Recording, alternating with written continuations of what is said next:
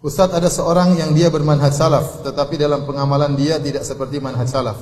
Dia seorang pelaku maksiat, suka menonton video porno, atau suka berdusta, atau tidak amanah. Apakah dia termasuk nifak besar, Ustaz? Jadi kita sebutkan ya, jika berkata dia berdusta, jika dia berjanji dia menyelisihi, jika dia diberi amanah dia berkhianat, ini nifak amali, bukan nifak besar. Nifak apa? Asghar, ya, tidak mengeluarkan seorang dari Islam. Jadi nifak akbar mengeluarkan dari orang dari Islam, yaitu nifak yang dalamnya kekufuran, ya, tetapi KTP-nya Islam.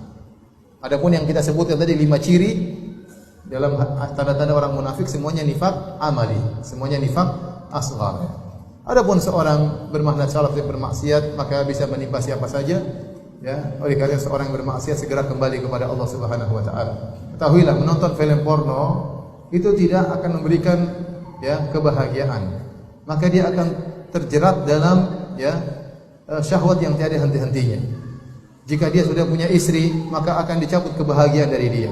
Dia tidak akan pernah puas dengan istrinya. Istrinya akan terlihat jelek di hadapan matanya, dan Allah akan cabut kenikmatan darinya.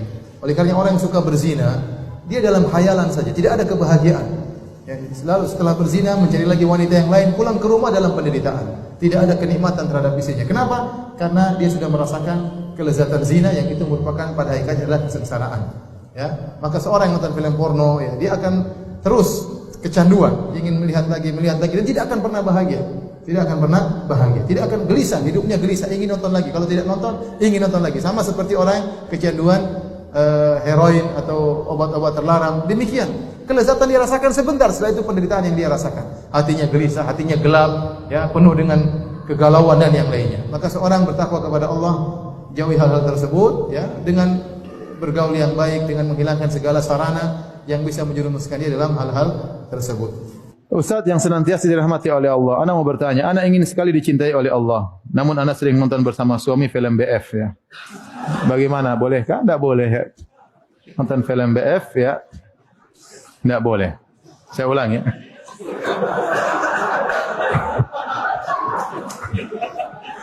Blue film, ya, blue film, ya.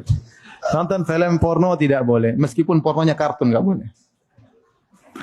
Sampai Nabi SAW menyampaikan larangan. Ada seorang wanita yang bercerita kepada suaminya tentang sifat wanita lain, dilarang atau tidak? Dilarang, karena suaminya bisa menghayal. Itu dilarang, apalagi kartun. Yang situ terdengar suara-suara dan macam, apalagi manusia asli.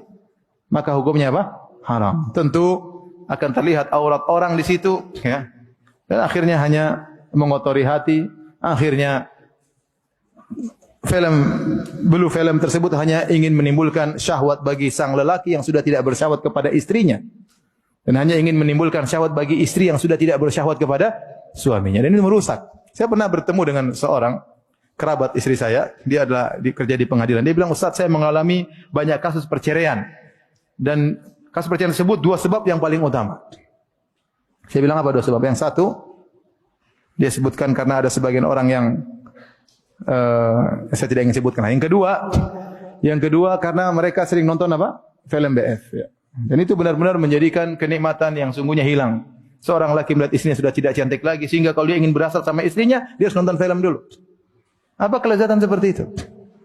Seorang istri tidak bisa berhasrat kepada suaminya kecuali setelah nonton apa? Nonton BF. Banyak kerusakan yang ada pada film-film tersebut.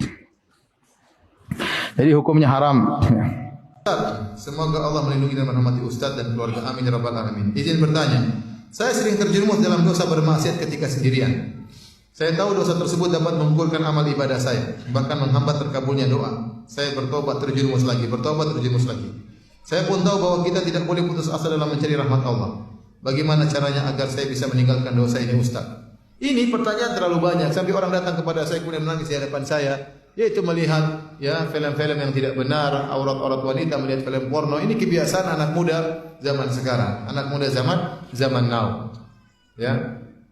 Jadi ini adalah maksiat zaman sekarang, karena terbukanya internet, kemudian seorang bisa mengakses apa yang dia kehendaki, maka akhirnya dia terjebak dalam kecanduan melihat hal-hal yang haram. Dia berjuang, dia bertobat kembali lagi, berjuang, bertobat kembali lagi.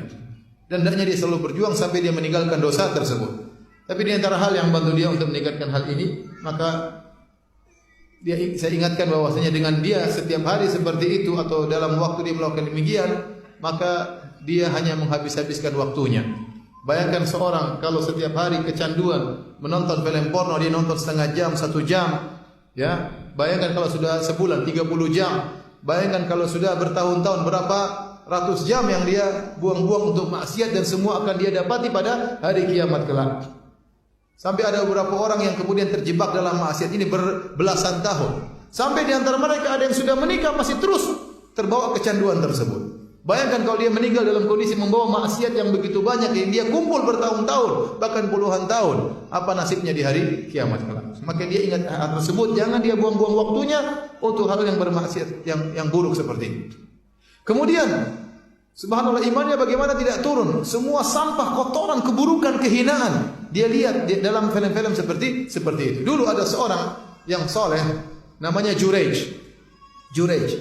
Dia pernah dipanggil oleh ibunya, kemudian akhirnya dia tidak jawab karena dia sedang sholat. Maka ibunya marah, kemudian ibunya berdoa, Allahumma la tumithu hatta turiyahu wujuhal mumisat. Ibunya berdoa, ya Allah, jangan kau matikan anakku Jurej sampai kau buat dia melihat wajah pezina. Dan doa ibunya dikabulkan. Akhirnya dia dituduh berzina, sampai wanita tersebut mengaku berzina dengan dia, bahkan punya anak, sampai dia melihat wajah pezina tersebut.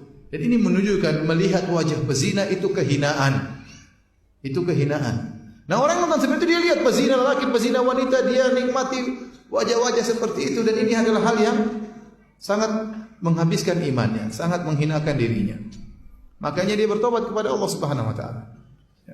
Kemudian perkara kedua, bayangkan kalau dia sedang bermaksiat, tahu-tahu dia meninggal dunia. Sekarang Allah tutup aibnya, mungkin berapa tahun lagi Allah akan bongkar aibnya. Betapa banyak orang sekarang yang sedang menutup aibnya, puluhan tahun yang lalu dibongkar oleh orang-orang yang jahat sekarang. Kalau dia tidak segera bertobat, bisa jadi suatu saat Allah akan bongkar aibnya. Dan itu perkara yang sangat menghinakan apa? Dirinya. Masih mending Allah bongkar aibnya, Allah buat dia meninggal dalam kondisi demikian. Dia sedang asik-asik melihat yang haram, tahu-tahu Allah cabut nyawanya. Maka saya ingatkan, ya hadirin hadirat rahmatillah subhanahu wa taala, seorang kecanduan dengan hal ini, maka dia harus lawan. Ini namanya kecanduan. Dan kecanduan, menurut penelitian kecanduan, melihat hal-hal seperti ini lebih parah daripada kecanduan narkotik, lebih parah daripada kecanduan rokok, lebih parah daripada kecanduan khamar. Ya. Karena dia terus berfantasi ingin melihat yang bermacam-macam, tidak ada hentinya. Adapun khamar, objeknya cuma satu, itu aja. Adapun morfin, objeknya cuma satu, itu saja. Tetapi film porno objeknya banyak, judulnya banyak, pemainnya banyak. Ya, sehingga dia selalu berfantasi ingin melihat yang baru, sehingga otaknya rusak. Kecanduannya lebih parah daripada kecanduan yang lainnya.